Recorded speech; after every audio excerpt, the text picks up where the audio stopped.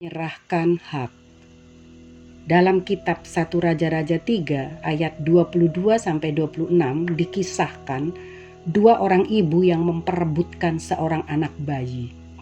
Kita baca di dalam 1 Raja-Raja 3 ayat 22. Kata perempuan yang lain itu, "Bukan, anakkulah yang hidup dan anakmulah yang mati." Tetapi perempuan yang pertama berkata pula, "Bukan, anakmu lah yang mati dan anakku lah yang hidup." Begitulah mereka bertengkar di depan raja.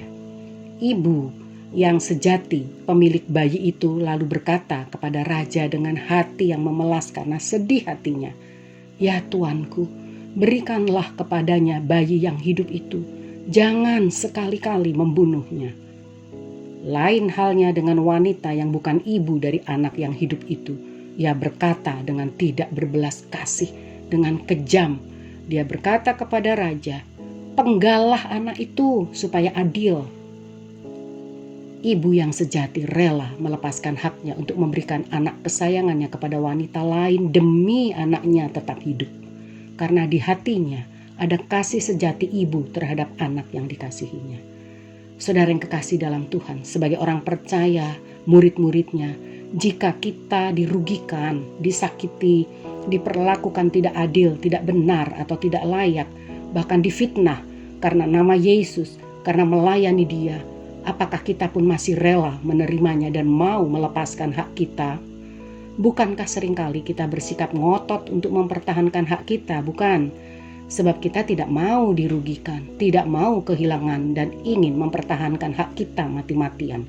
Apalagi bila kita yang dikorbankan, kita digeser kedudukan dan diambil jabatan. Apalagi jika kita sudah merasa menjalankan tugas dan kewajiban dengan baik, tentu akan dipikir panjang dan diperhitungkan matang-matang bila harus diserahkan begitu saja. Menyerahkan hak dalam arti rohani dapat kita lihat dalam Galatia 2 ayat 20. "Hidupku bukannya aku lagi." Lukas 9 ayat 23. "Setiap orang yang mau mengikut Yesus, ia harus menyangkal dirinya, memikul salibnya setiap hari dan mengikut aku." Inilah konsekuensi menjadi pengikut Yesus. Dikatakan dalam Yohanes 3 ayat 30, saya baca dalam bahasa Indonesia masa kini. "Dialah yang harus makin penting dan saya makin kurang penting." Ayat yang sama, Yohanes 3 ayat 30 terjemahan baru. "Ia harus makin besar, tetapi aku harus makin kecil." Lukas 9 ayat 23, "Harus mau menyangkal diri dan pikul salib." Matius 10 ayat 25, "Sebagaimana guru kita, Yesus Kristus sudah menyerahkan haknya, demikian pula kita pun wajib sebagai murid-muridnya mau melepas hak." Saudara yang kekasih di dalam Tuhan, kita semua tahu Yesus adalah teladan sempurna dalam kerendahan hati dan kerelaannya menyerahkan hak hingga ia rela kehilangan reputasi sama sekali, no reputation. Dia menanggalkan semua atribut mulia sebagai anak Allah dan mengenakan tubuh daging menjadi anak manusia. Dia rela menderita bagi kita orang yang berdosa. Filipi 2 ayat 5-7. Yang walaupun dalam rupa Allah tidak menganggap kesetaraan dengan Allah itu sebagai milik yang harus dipertahankan, melainkan telah mengosongkan dirinya sendiri. Dalam bahasa Inggris disebutkan, "but made himself of no reputation." Reputasi atau nama baik, perbuatan atau jasa-jasa adalah prestasi baik dan menyebabkan terangkatnya atau berdampak kepada terangkatnya nama baik seseorang. Orang percaya yang mau menyerahkan hak sebaiknya bisa bersikap seperti ini. Siap tidak dipuji, siap tidak disanjung, dan juga tidak egois. Filipi 2 ayat 3 dalam versi firman Allah yang hidup saya baca demikian. "Jangan mementingkan diri sendiri, jangan hidup sekedar untuk memberi kesan baik kepada orang lain. Hendaklah rendah hati dengan menganggap orang lain lebih baik daripada dirimu sendiri." Artinya, kita melatih diri untuk tidak mencari kepentingan bagi diri sendiri atau puji-pujian, puja-puji yang sia-sia, cari muka. Sebaliknya, kita bersikap siap dan rela bila tidak dipuji, tidak dianggap istimewa, dan juga siap untuk tidak diberi ucapan terima kasih, tidak disebut-sebut namanya dan dianggap tidak berjasa sekalipun. Bukankah semua yang kita kerjakan, semua hal yang kita lakukan dalam melayani hanya untuk memuliakan nama Tuhan sebagai wujud kasih dan penghormatan kepadanya, sebab kita tidak bisa balas kasihnya dan pengorbanan yang begitu besar bagi kita. Dan yang berikut, mengambil rupa seorang hamba. Bahasa Yunaninya adalah doulos, budak belian, pekerja keras, pelayan. Yesus melepas kemuliaannya, memilih tidak menggunakan kuasanya sebagai anak Allah. Ia menjadi seperti budak atau hamba yang kehilangan haknya. Dalam hal ini, Yesus menyerahkan haknya sebagai anak Allah, dan Yesus menjadi sama dengan manusia. Ia melepaskan haknya karena ketaatannya kepada Bapa. Firman Allah yang hidup berkata dalam Filipi 2 ayat 7, Ia mengesampingkan kuasa serta kemuliaannya dan mengambil sikap seorang hamba dan menjadi sama seperti manusia. Saya ulang, Ia, Yesus, mengesampingkan kuasa serta kemuliaannya dan mengambil sikap seorang hamba dan menjadi sama seperti manusia. Saudara, poin berikut adalah taat sampai mati. Artinya, tetap di dalam keadaan tidak bersalah. Menjaga hidup dengan tetap dalam keadaan tidak bersalah. Taat dalam bahasa Yunaninya adalah hupekos. Hupekos artinya attentively listening, penuh perhatian, melaksanakan apa yang sudah didengar dan yang sedang didengar. Artinya mendengar untuk melakukan, memperhatikan, mendengar untuk dilakukan, patuh dan bukan mendengar untuk melupakan. Beda ya saudara. Perhatikan keadaan dan nasib hamba, pekerja setia dan loyal yang diutus tuannya, pemilik kebun anggur yang diperlakukan sangat buruk dan jahat oleh para penggarap kebun anggur tuannya itu di dalam Lukas 20 ayat 1-19. Pekerja atau hamba dari tuannya yang diutus itu taat dan siap mendapat perlakuan buruk sekalipun. Dia dipukul, dipermalukan, bahkan rela tidak mendapat apa-apa, artinya pulang dengan tangan hampa.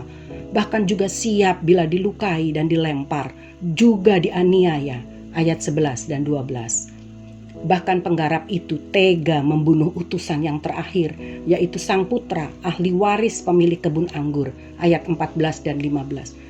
Itulah juga yang telah terjadi pada Tuhan Yesus Kristus. Yesaya 53 ayat 7 kita baca. Dia dianiaya, tetapi dia membiarkan diri ditindas dan tidak membuka mulutnya, seperti anak domba yang dibawa ke pembantaian, seperti induk domba yang keluh di depan orang-orang yang menggunting bulunya. Ia tidak membuka mulutnya.